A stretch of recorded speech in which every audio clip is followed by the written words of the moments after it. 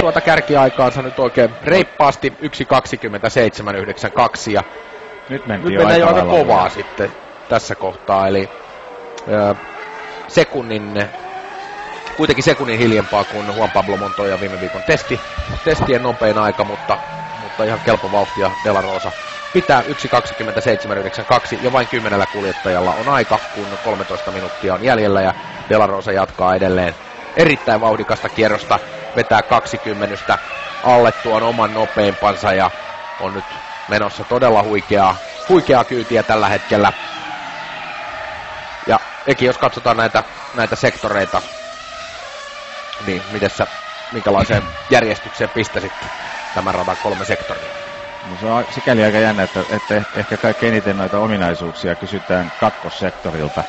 Siellä on tuo Roggia eli kakkoshikani ja sitten molemmat lesmot.